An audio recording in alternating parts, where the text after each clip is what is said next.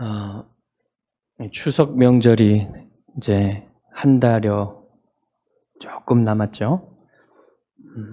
추석 명절이 되면 저 자라날 때만 해도 참 기뻤어요. 즐거움이 많았어요. 기대가 되는 그런 명절이었죠. 추석이 되면 새 옷을 사주시기도 하고 또 송편을 먹죠. 지금은 송편이 뭐 귀한 음식이 아니죠. 언제나 사 먹을 수 있지만 그때만 해도 송편은 추석 때나 먹는 그런 음식이었습니다.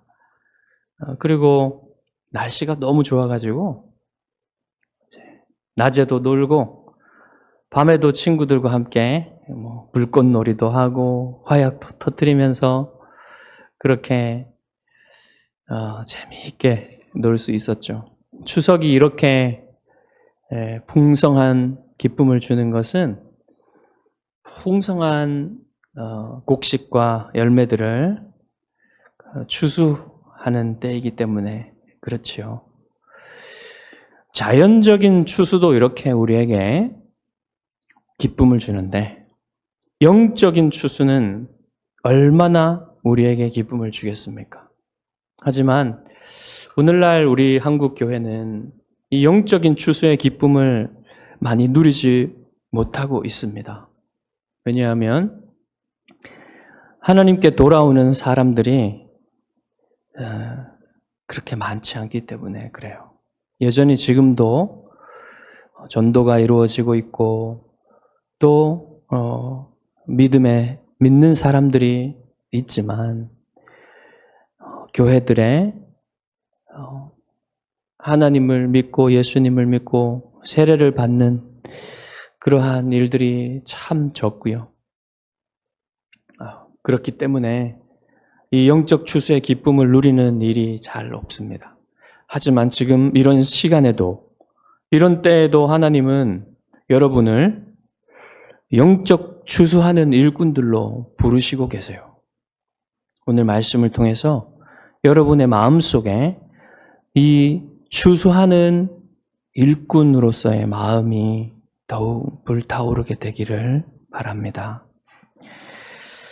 자, 예수님이 사마리아 여인과 대화를 하고 있을 때 동네로 음식을 사러 들어갔던 제자들이 다시 돌아옵니다. 제자들이 돌아오면서 예수님이 사마리아 여인과 대화를 하고 있는 모습을 보면서 이상하게 생각을 했어요. 왜 그러냐면 당시에 유대인들은요, 랍비들이 뭐라고 가르쳤냐면 길거리에서나 공개적인 자리에서 여인과 대화하는 것은 큰 죄라고 생각했어요. 그래서 철저하게 금했습니다. 심지어는요, 자기 아내와 길거리나 공개적인 자리에서도 많은 대화를 하지 못하도록 했어요. 근데 예수님은 이 이름 모를 사마리아 여인과 둘이서 대화를 하고 있는 모습을 볼 때 얼마나 이상했겠습니까? 이것은 그 고대 근동의 그 문화에서 기인한 것이지 성경의 율법에 따라서 만들어진 그런 규칙은 아니었습니다. 어쨌든 제자들은 어떤 여인과도 길거리나 공개적인 장소에서 이렇게 대화해 본 적이 없었을 거예요. 그렇기 때문에 예수님의 행동이 얼마나 이상했겠습니까? 자, 제자들의 마음속에 그래서 바로 왜 지금 무슨 말씀을 하고 계신 건지 여쭤보고 싶겠죠. 그래서 여러분 오늘 말씀해 보시면 뭐라고 했습니까? 무엇을 구하십니까? 어찌하여 그와 말씀하시나이까? 이런 마음을 품고 있었는데 입 밖으로 내지는 못했어요. 감히 그것을 예수님께 여쭤볼 그런 마음은 들지 않았던 겁니다. 이 분위기가요, 제자들이 한 행동을 약간 칭찬하는 듯한 그런 분위기예요. 우리가요, 말하고 싶은 걸 다 말하는 게 좋은 게 아니에요. 어떨 때는 말하지 말아야 될 때가 있고 또 말해야 될 때가 있는 것입니다. 자, 제자들은 이때 경외감을 가지고 말하지 않았어요. 감히 묻지 못했어요. 비록 제자들이 질문을 하지는 못했지만 예수님은 제자들의 질문에 대답을 해 주십니다. 물론 제자들이 원하는 질문에 대한 대답은 아니지만 해 주시긴 해요. 오늘 본문 후반부로 가시면 대답을 해 주십니다. 지금 당장 예수님의 그 대답을 들어보고 싶지만 우리는 지금 본문의 흐름을 따라가야 되기 때문에 나중에 살펴보도록 하겠습니다. 제자들이 돌아오자 여인은 물동이를 버려두고 동네로 들어갔다고 했어요.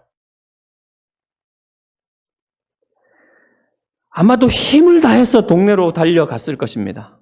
그런데 여인은 왜 물동이를 버려두고 동네로 들어갔을까요?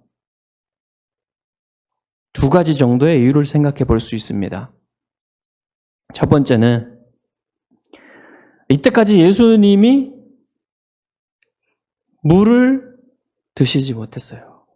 그래서 여인은 이 물동이를 놓고 가면은 제자들이 예수님께 물을 떠다 드리지 않을까 하는 마음으로 그랬을 수 있습니다. 그리고 두 번째는 자신이 지금 경험한 것을 빨리 마을 사람들에게 전하고 싶은 마음에, 급한 마음에 이 물동이를 들고 갈 수가 없었던 겁니다. 어떤 것이든 간에 둘 다 할 수도 있고요. 이 여인의 행동은요, 아주 놀라운 것이었습니다. 보십시오, 여러분.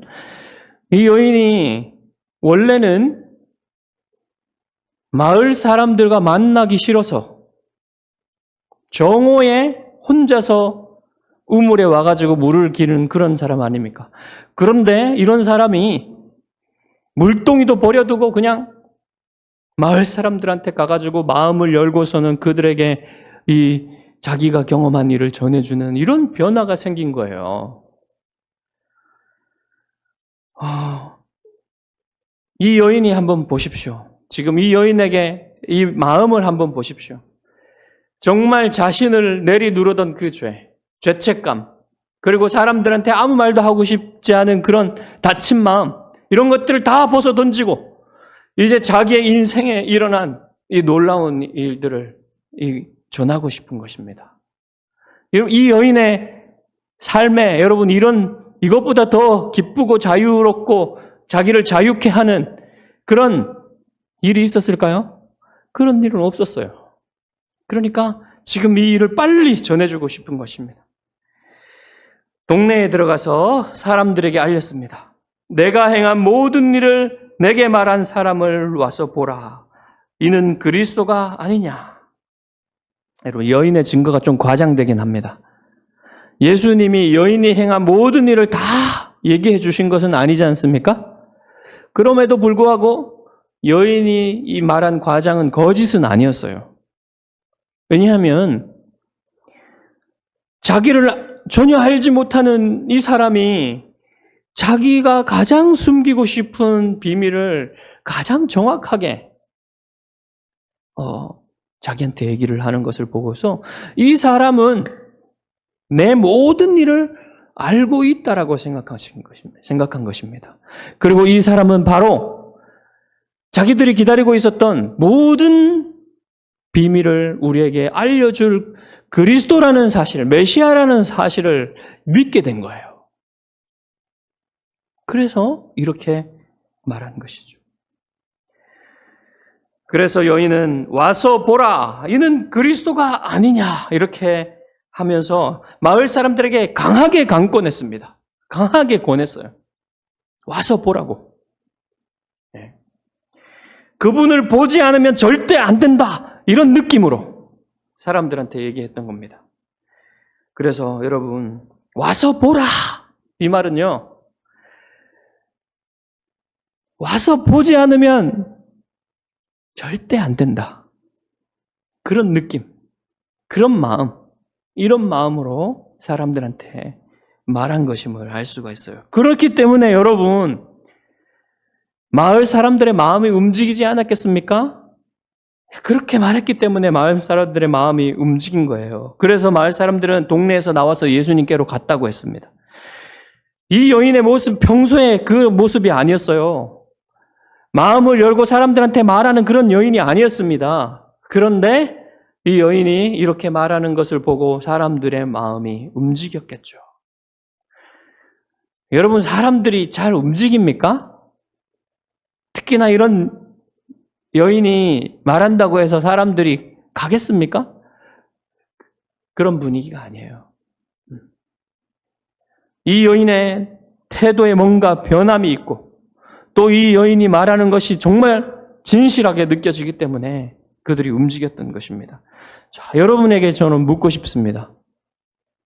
여러분에게도 이 여인처럼 예수님에 대해서 사람들에게 말하고 싶은 그런 놀라움이 여러분 마음속에 있는지 묻고 싶습니다. 여인은 예수님에 대해서 잘 알지 못했어요. 그냥 단지 지금 나눈 그 대화를 통해서 예수님을 알았을 뿐입니다. 그러나 여러분은 어떻습니까? 여러분은 예수님에 대해서 이 여인보다 얼마나 많이 알고 있습니까? 예수님은 영원하신 삼위일체 하나님의 제2위이시고 그분은 하나님이신 동시에 사람이시면서 하나님의 아들이시며 그리스도이시고 하나님의 뜻을 이루시기 위해 십자가에서 죽으시고 부활하셔서 우리에게 성령을 보내주신 분. 여러분이 이런 분이심을 다 알고 있지 않습니까? 근데 여러분은 이 여인처럼 놀라움과 정말 강한 확신을 가지고 사람들에게 예수님에 대해서 알려주는 그런 마음을 가지고 있습니까? 여러분, 그것에 대해서 여러분 묻고 싶습니다. 여러분이 사람들에게 와서 보라고 말할 때에 그들의 마음이 움직일 만한 그런 놀라움과 그런 확신이 여러분에게 있는지 묻고 싶은 겁니다. 여러분, 여인의 행실이 변해서 그런 것도 아니에요. 그 여인의 말이요, 정말 거룩해서 그런 것도 아닙니다. 사람들의 마음이 움직인 것은 그 여인이 지금 전하고 있는 그 태도와 그 메시지 때문에 그랬던 거예요. 확신을 가지고 그 메시지를 자신이 증거한 거예요. 내가 봤다고 그렇게 증거한 그것 때문에 여러분 사람들의 마음이 움직인 것입니다. 그렇기 때문에 여러분 정말 이렇게 강한 확신을 가지고 진실하게 말하는 그런 메시지 증거에는 사람들의 마음을 움직이는 힘이 있다는 거예요. 여러분이 전할지라도 사람들이 움직이지 않을 수도 있습니다. 사람들이 그리스도께 나오지 않을 수도 있어요. 그렇지만 여러분, 그것은 여러분의 문제가 아닌 거예요. 그것은 성령님께서 하실 일입니다. 여러분의 문제는 뭐냐면 증거하지 않는 것입니다.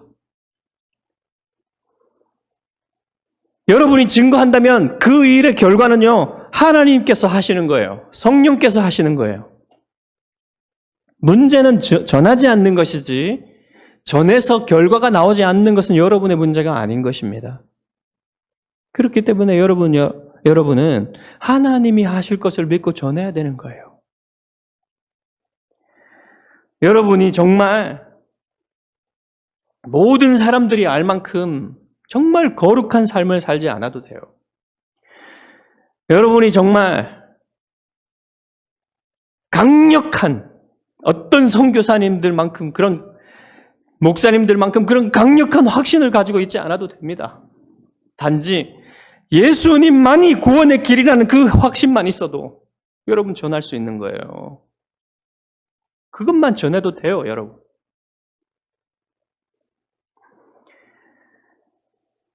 여인이 물동이를 내려놓고 동네로 달려가서 사람들한테 전도할 동안에 제자들은 자신들이 사온 음식을 드시도록 재촉을 했어요. 예수님은 여러분 지금 어떤 상태입니까? 탈진한 상태에서 여인에게 물을 좀 달라고 한 이후로 여러분, 예수님 물 한 모금 마시지 못했습니다. 그리고 오전부터 지금까지 아무것도 드시지 못했을 것이기 때문에 배가 많이 고픈 상태였을 것입니다. 그렇기 때문에 제자들은 빨리 그 물동이로 물을 떠와서 예수님께 무엇을 드시라고, 지금 이것을 드시라고 그렇게 재촉했겠지요. 그런데 예수님은 자신의 지금 목이 마르고 배가 고픈데도 불구하고 이 상황을 자신의 그 목마름과 배를 채우는 데 사용하지 아니하시고 제자들에게 영적인 교훈을 주는 기회로 사용하세요. 내게는 너희가 알지 못하는 먹을 양식이 있느니라. 제자들은 예수님과 여인이 무슨 대화를 나눴는지 전혀 모릅니다. 그리고 예수님의 마음속에 어떤 마음이 있는지 모르기 때문에 서로에게 말을 합니다. 누가 잡수실 것을 갖다 드렸는가? 물론 아무도 안 갖다 드렸죠. 예수님은 좀 전에 제자들이 마음속으로만 품고 있었던 그 질문에 대답을 해주시는 거예요. 제자들이 무슨 질문을 했었습니까? 무엇을 구하시나이까?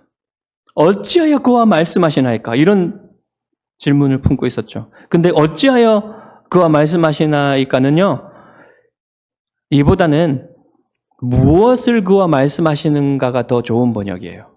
저는 그렇게 생각합니다. 무엇을 구하시나이까와 어찌하여는 사실 같은 단어예요. 무엇입니다. 무엇을. 여기서는 무엇을 그와 말씀하시는가가 더 좋은 번역이라고 생각합니다. 그런데 제자들의 질문은 단순히 어떤 것이었습니까? 이 여인, 사마리아 여인과 관련된 질문이었어요. 그렇지만 예수님은 그보다 더 중요한 것을 알려주시는 거예요. 예수님이 구하시는 것, 예수님이 인생에서 가장 중요하게 먼저 구하시는 것이 무엇인지를 알려주시는 것입니다. 그러니까 우리말로 하면 뭡니까? 삶의 우선순위. 그것을 알려주시는 거예요. 예수님이 그 여인과 무슨 말씀을 나누셨는지도 바로 이것과 관련되는 것입니다. 자, 이제 예수님이 자신이 무엇을 구하시는지 알려주십니다. 34절을 함께 읽어보겠습니다. 예수께서 이르시되 나의 양식은 나를 보내신 이의 뜻을 행하며 그의 일을 온전히 이루는 이것이니라. 여러분, 음료와 음식은 우리 육체의 생명에 있어서 꼭 필요한 것이죠. 그러면 예수님의 영혼의 음료와 음식은 무엇입니까? 이것이 예수님이 구하시는 것입니다. 예수님의 영혼의 음료와 음식은 뭐라고 했어요, 지금? 아버지의 뜻을 행하며 아버지의 일을 온전히 이루는 것. 이게 예수님이 구하시는 것이고 이게 예수님의 영혼의 양식이란 말이에요. 자, 예수님이 이 말씀을 하실 때요, 신명기 8장 3절에서 모세가 이스라엘 백성에게 말씀한 것과 같은 말씀. 그러니까 그것을 생각하시면서 이 말씀을 하신 것입니다. 자, 뭐라고 말씀하셨습니까? 신명기 8장 3절. 너를 낮추시며 너를 줄이게 하시며 또 너도 알지 못하며 내 조상들도 알지 못하던 만나를 내게 먹이신 것은 사람이 떡으로만 사는 것이 아니요 여호와의 입에서 나오는 모든 말씀으로 사는 줄을 내가 알게 하려 하심이니라. 여러분, 그 옛날 이스라엘의 조상들이 출애굽하기 전에는 이 만나라는 음식에 대해서 몰랐습니다. 그렇죠. 지금 제자들도 예수님의 영혼의 음식이 뭔지를 몰라요. 그리고 주님이 지금 제자들에게 주시는 교훈은 그 옛날 모세가 이스라엘 백성에게 주었던 교훈과 똑같은 겁니다. 그게 뭡니까? 사람이 떡으로만 사는 것이 아니요 여호와의 입에서 나오는 모든 말씀으로 사는 것이다. 바로 이것입니다, 여러분. 예수님은 이 상황에서만 그렇게 사신 게 아니에요. 평생 동안을 하나님의 입에서 나오는 모든 말씀을 따라 산 것입니다. 하나님의 말씀에서 더하지도 덜하지도 않은 삶을 사셨어요. 그것을 여러분 가장 극적으로 보여주고 가장 절정으로 보여주는 사건이 무엇입니까? 예수님의 십자가 사건입니다. 그 부끄럽고 고통스러운 십자가를 예수님이 죽기까지 하나님의 말씀을 따라 사신 거예요. 바로 이것이 예수님의 삶을 보여주는 거예요. 예수님의 삶의 우선순위, 예수님이 가장 구하시는 것, 예수님의 영혼의 음식이 무엇인지 보여주는 것입니다. 여러분이 구해야 하는 것도 주님이 구한 것과 마찬가지예요. 여러분이 먹고 사는 문제, 여러분의 안전과 건강에 대한 문제, 여러분이 인생을 즐기고 사는 것, 이 모든 것이 바로 여러분 떡으로 사는 것이에요. 떡으로 사는 것. 여러분이 그것만 인생에서 구하고 산다면은 여러분은 여러분을 피값 주고 사신 예수님께 죄를 짓는 것입니다. 여러분, 인생을 떡으로만 사는 것은 여러분이 지금 새롭게 갖게 된 여러분의 영적인 신분과 맞지 않는 거고요. 여러분이 새롭게 갖게 된 거룩한 본성과도 맞지 않는 거예요. 여러분은 하나님께서 왕 같은 제사장으로 만들었습니다. 근데 여러분이 떡으로만 산다면 마치 이런 것과 마찬가지입니다. 왕이 해야 될 중요한 일들을 돌보지 아니하고 그것엔 관심도 갖지 않고 그냥 사사로운 것, 하찮은 일들만 관심을 갖고 사는 것과 마찬가지인 거예요. 맞지 않는 것입니다, 여러분에게. 하나님 안에서 영광스러운 일을, 위대한 일을 구하면서 사십시오. 여러분이 인생에서 여러분이 될 수 있는 만큼 가장 거룩한 사람이 되는 것을 구하십시오, 여러분. 여러분이 인생을 살면서 될 수 있는 한 많은 사람을 그리스도께로 인도하는 일을 구하십시오. 여러분이 인생에서 교회를 성장시키고 교회를 영화롭게 하고 교회가 만방의 빛을 비추는 그러한 교회가 되도록 여러분이 교회를 위해서 헌신하는, 가장 많이 헌신하는 그런 사람이 되기를 구하십시오. 여러분, 이거보다 중요한 것이 인생에 어디 있습니까? 여러분은 그런 사람이 되도록 하나님이 여러분 부르신 거예요.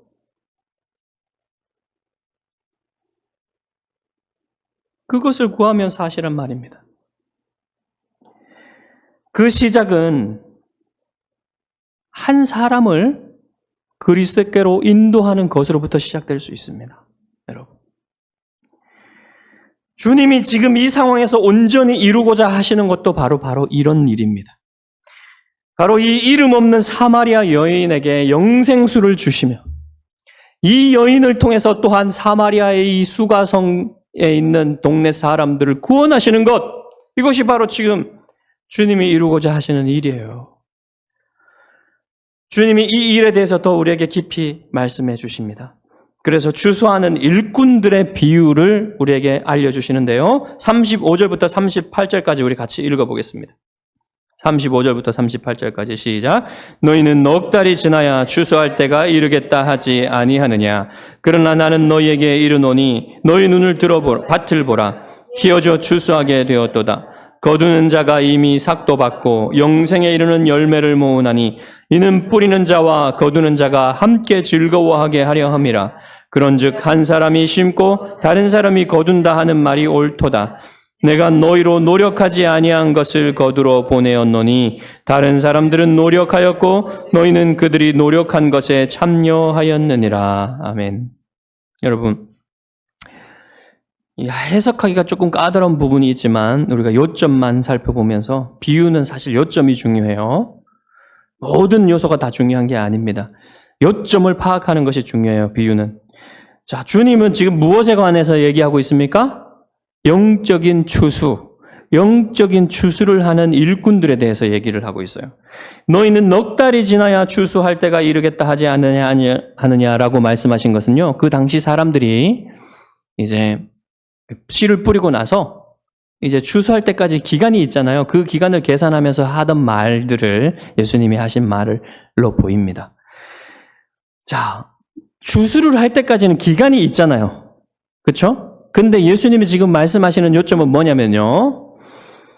하나님의 구원 역사의 시간표에서 지금 결정적인 때가 왔다는 거예요. 이때에는 예수님이 지금 오셨기 때문에 씨를 뿌리지 않은 것 같지만 지금 제자들은 아직 씨도 뿌리지 않은 것 같아요. 그 일을 하지 않았잖아요, 지금 제자들이. 그럼에도 불구하고 예수님은 바로 지금 거둘 때가 왔다는 거예요. 씨도 안 뿌렸는데 지금 그 기간이 없고 바로 지금이 휘어져 추수하게 되었으니 지금 거둘 때다. 이렇게 말씀을 하고 계시는 것입니다. 지금 예수님이 지금 사마리아에서 하고 계신 일이 바로 그거예요. 거두는 일을 하고 계시다는 거예요. 그러면 지금 여러분, 여러분이 살고 있는 이때는 지금 어떻습니까? 여러분, 지금 이때가 추수할 때처럼 여겨지십니까? 여러분, 사람들은 지금 어떻습니까? 기독교에 대해서 아주 냉담함을 넘어서 적대적인 모습을 보여줘요. 그래서 여러분 지금 우리는 전도할 때가 아닌가 보다 이렇게 생각될 수도 있습니다. 그렇지만 그렇지 않습니다, 여러분. 지금도 전도할 때고 지금도 추수할 때예요. 여러분, 사람들은요 모두 의미를 찾아요. 의미를. 내가 누구인가? 내 인생이 무슨 의미가 있는가? 여러분, 사람들은 다 이것을 찾습니다. 오늘날 사람들은요 점점점 보면요, 내가 누구인지, 인생의 의미가 뭔지, 내 인생의 의미가 뭔지 점점 흐려진 그런 시대를 살고 있습니다. 다 사람들은 물질, 돈, 즐기고 사는 것, 이런 것에만 다 관심을 갖고 살기 때문에 오히려요, 지금 사람들은요, 더 이것이 목말라요. 인생의 의미가 없어 보입니다. 왜 사는지 몰라요. 그래서 오히려 더 찾습니다. 그래서 사람들이요, 뭔가 의미 있는 일인 것처럼 느껴지면 다 자기 자신을 드려요. 거기다가 돈도 드리고 시간도 드리고 노력도 드리고 다 해요. 어떤 취미들을 보십시오, 여러분. 참, 여러분, 요즘 보면 사람들이 자전거 타고 라이딩을 하면 한 300만 원짜리는 일도 아니에요, 자전거. 그냥 의미 있다 생각되면 그냥 자기를 드리는 것에 주저하지 않습니다. 여러분, 다 의미를 찾아요, 사람들은요. 그런데 여러분, 모든 사람들 중에 내가 누구이고 내가 무엇을 위해 어떤 의미로 살고 있는지 말해줄 수 있는 사람은 복음을 아는 여러분들밖에 없어요. 누가 전해줄 수 있겠습니까? 누가 알려줄 수 있겠습니까? 아무도 모르는 거예요. 여러분들만 알려줄 수 있습니다. 지금도 영적 추수의 때라는 겁니다.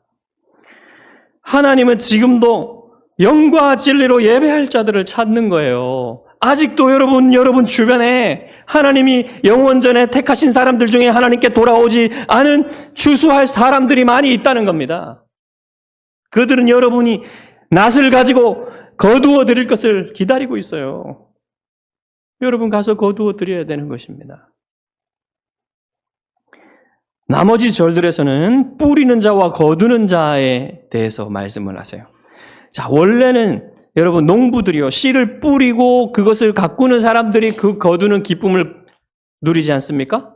근데 여기에 보면요, 거두는 자들도 기쁨을 같이 누린다 그래요. 그리고 또 이상한 말은요, 거두는 자들이 이미 삭슬 받고 일을 한다고 합니다.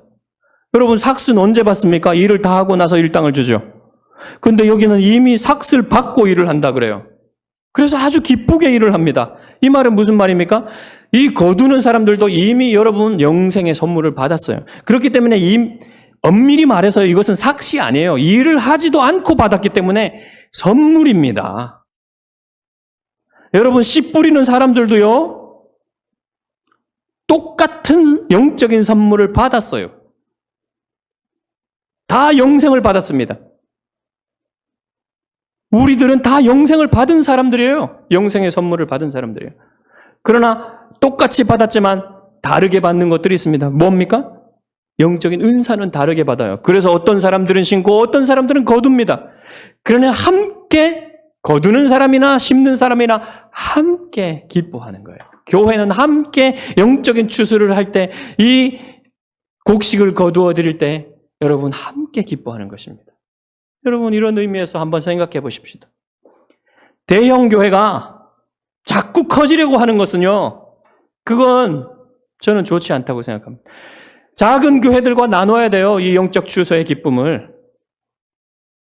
계속해서 커지려고 하는 건요, 이 영적 추수의 기쁨을 누리려고 하는 것이 아닐 수도 있습니다. 교회는 이 영적인 추수를 하는 기쁨을